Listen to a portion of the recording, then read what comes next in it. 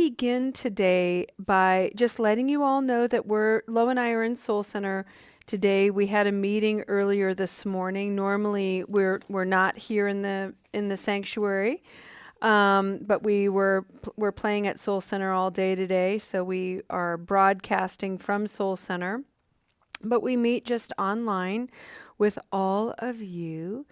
And for anyone who is tuning in for the first time, or if it's been a minute, we're starting a new theme for the month of February. For the month of January, we did a really amazing exploration of the Satipatthana Sutra and all about focusing of mindfulness on the body and the 6 body practices associated with that.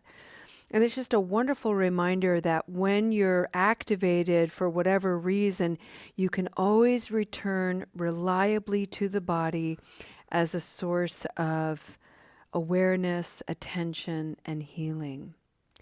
For the month of February, we're going to explore this Pali word, which is the word saddha, Saddha. And saddha means faith. But as I mentioned yesterday in the introduction, it isn't the faith that we think about in the typical Western mind, which is faith external to ourselves. Faith in something else, something bigger, something higher is a very common thing. That is not a Buddhist practice. In Buddhism, the faith that we are cultivating is within ourselves. And so saddha is the cultivation of trust, of confidence, of softening the edges that have hardened our hearts and mind, giving rise to the distortions and the mental formations that suggest we cannot be trusted. We cannot trust our own inner wisdom. Buddhism says that is samsara, that is suffering, it is untrue. And so when we come together and practice and we look at our Buddha nature, which is good-hearted, wise, loving, compassionate, joyful, equanimous, that's who we really are. We can awaken fully to the conditions of our suffering, and we do have the capacity to become Buddhas. And so today, what I'm going to do is something audacious. And I'm not even nervous about it. I'm a little nervous, maybe. I have somebody in my voice that's like, Julia, they've kind of got their arms crossed, like, Julia, who are you to do this? And I'm like, I don't know. I'm just me to do this. And I feel it feels audacious. So what I'm going to do is there's something called Saddha Dharma. And the most famous Saddha Dharma, heart-led sutra in the Buddhist teachings is something called the Lotus Sutra. And one of the things in the Lotus Sutra are stories, parables. The Buddha, according to legend, loved to teach by telling stories. So what I have done today, audaciously, is I've taken one of the most famous Buddhist parables called The Burning House, and I have rewritten it Julia style. So just know that that's happening today. Notice that I have just taken 2,500 years of legacy and I've made it my own. Because frankly, that is what the Buddha is telling us to do. At the end of the day, the Buddha is saying, don't have faith in me alone. Have faith in you. Take this teaching and make it come alive for you. And bring that into the world. And see what happens. Have a good heart about it and see what happens. So with that, let's begin. This is the parable of the burning house in the Lotus Sutra as it lives in me. Allow your bodies, friends, to assume a posture that feels strong and at ease. Maybe close your eyes if you'd like to. Maybe if you're coming to this meeting, you're arriving and what has propelled you here is a degree of stress and tension. Maybe take a moment to move the body in very gentle ways that invite the body to relax. I often have to roll my neck very gently or move my shoulders because for whatever reason, that's where stress seems to land and stay. Hopefully, many of you have a refreshing glass of water or lemonade, a nice warm cup of tea or coffee to enjoy in this practice, maybe even a wonderful little healthy snack.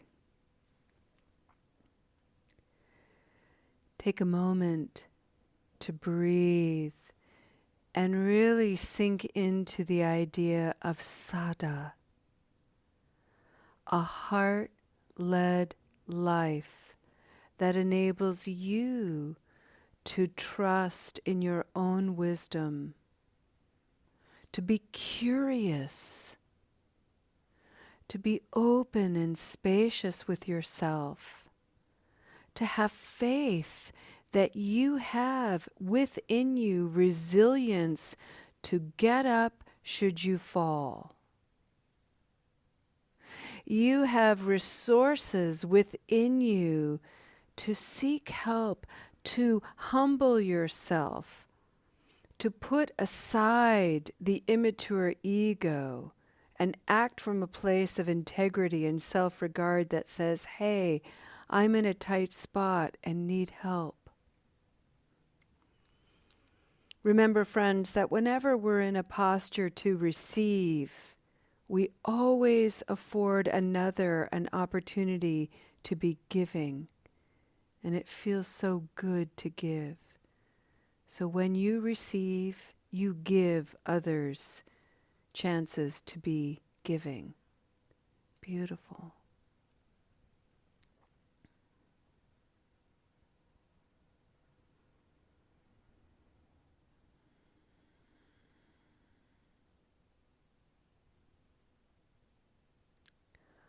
One day,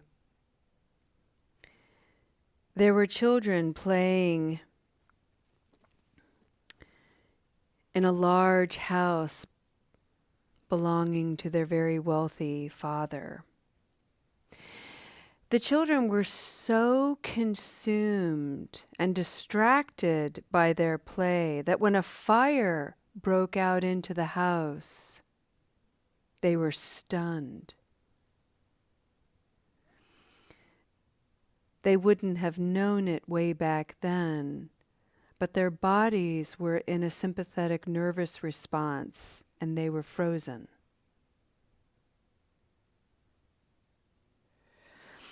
It was as if the fantasy of their play could not fathom the reality unfolding before their very eyes. The smoke, the crackle, and then soon the screams of their father to get out of the house. The three children sat frozen in the parlor, clinging to their toys.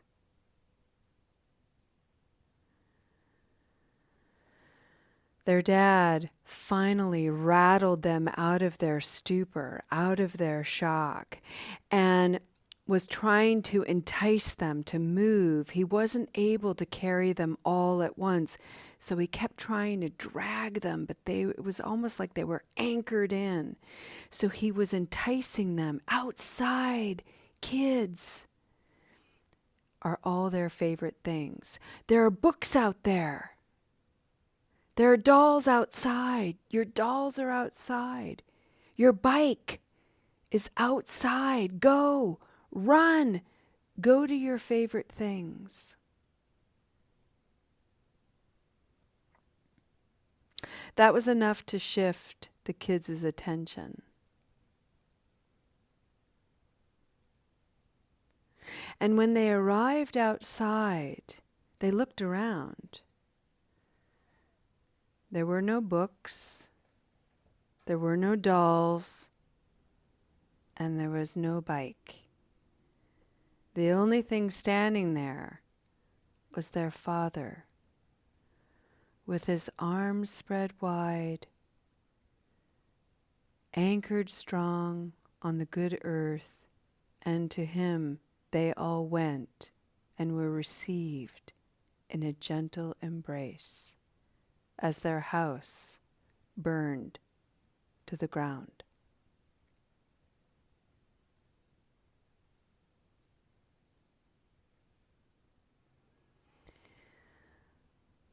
The Buddha, after he told his version of this story, said, as legend says, that he is a little like this father, a father of all sentient beings.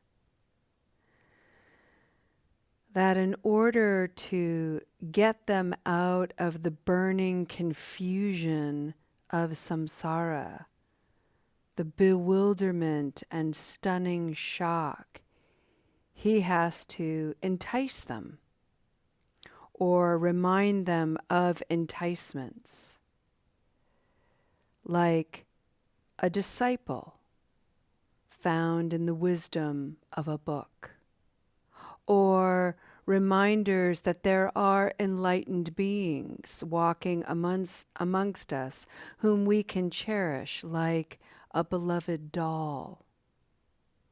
Or there are bodhisattvas that we can admire, whose awakening, whose devotions and participations can propel us on our own journeys, like riding a bike.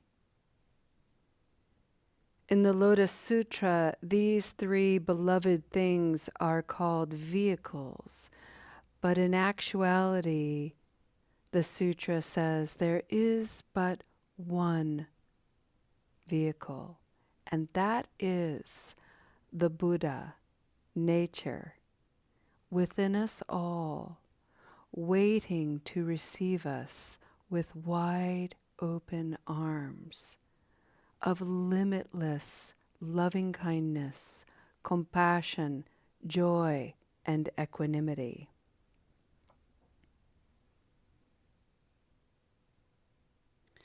This is called the Buddhayana, or the Ikayana, and it is the gentle reminder that Buddhahood is within us all. We are all capable of awakening to become Buddhas.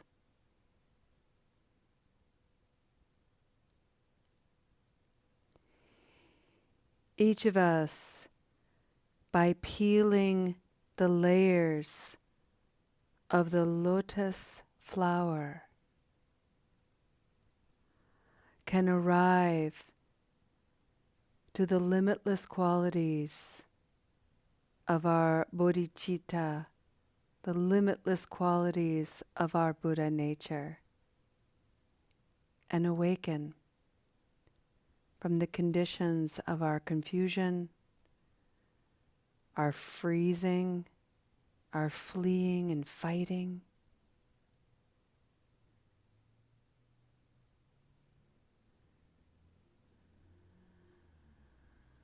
to soften, to open, to lead with the heart, And in doing so, we become like this Father that guides others out of the burning homes in their own lives.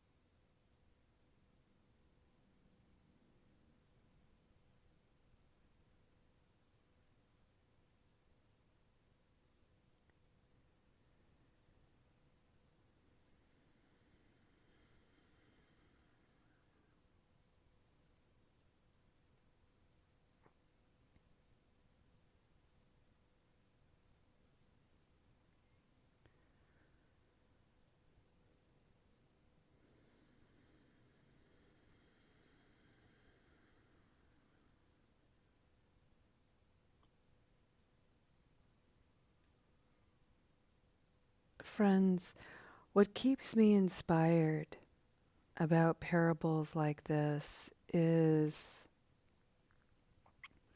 the reminder that the extraordinary is intimately connected to the ordinary. Thich Nhat Hanh used to speak about this when he would say things like, I don't think it's a miracle that anyone walks on water. I think the real miracle is when people are present to the water. The Buddha's amazing awakening to the causes and conditions of his own suffering, and by extension, suffering in general, are the same exact experiences that you and I contend with on a regular basis. In the world of recovery, we call it craving. The Buddha called it mara. Temptations, stirrings, emotional activation, triggers, traumas, all of it taunting him, teasing him, yanking his chain constantly, every single day of his life, because he was a human being just like you and me. And one of the most extraordinary things that he did, as far as I'm concerned, is he didn't look for other gurus or other teachers to validate him or affirm his way of doing things. He tested them out for himself. And at the end of the day, in those final taunts, those mean-spirited little demons that haunted him and threatened the peace of his own inner landscape, he took his hands and he touched the earth. And he said, so simply, so ordinary, he said, the earth is my witness. How many of us have the heart, have the clarity of mind, have the openness to contend with all of those inner critic voices, all of those taunts and pulls and teases and attachments that we have? How many of us can put that down, can put that aside and go, stop, and with a full heart touch the earth and say, I'm going to live my life. I'm going to awaken to the conditions and causes of suffering in my life. And the earth is my witness to it. We are all, each of us, invited to practice this. The Buddha lives in us. The Buddha's teachings and his legacy lives in us and through us. The Sangha, the community of wise friends, are here to inspire and encourage and challenge us. The earth is our witness. May we awaken to the majesty of life and the magnificence within each of us, exactly as we are.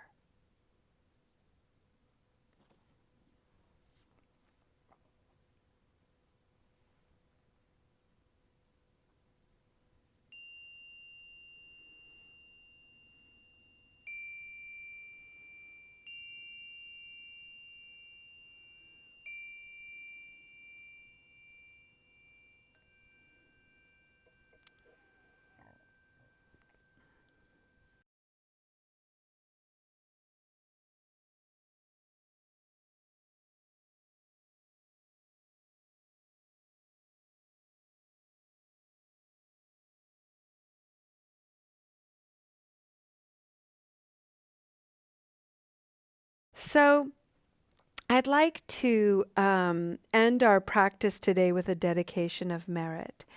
And I'd like to bring forward, many of you know that I am highly devoted to the work of Shantideva, who was an 8th century monk who was a really terrible student at this university. And he was terrible because he just didn't fall in line like everybody wanted him to.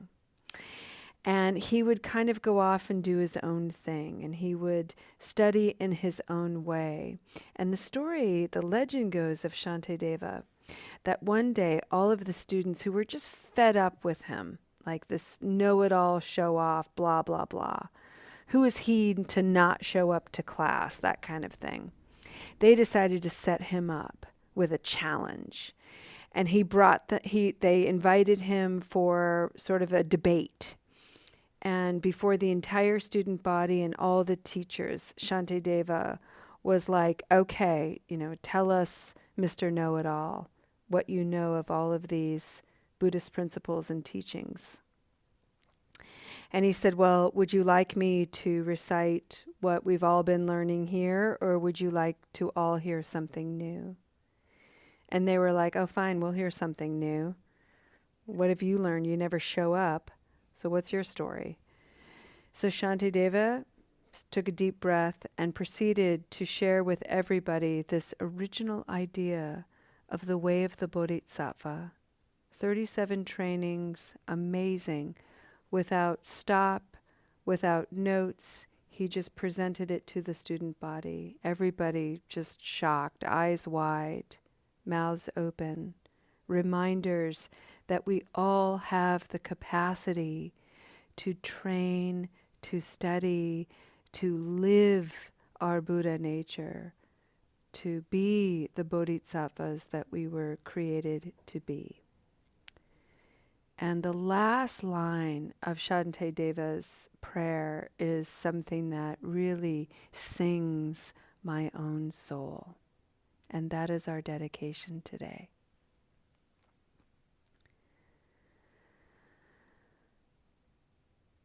For as long as suffering is in the world,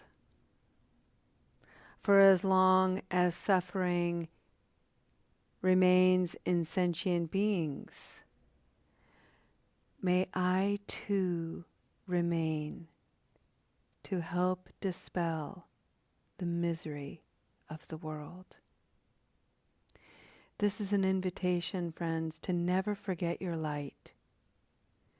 And may it shine brightly, may it shine shyly even, in any places that are dark and haunting.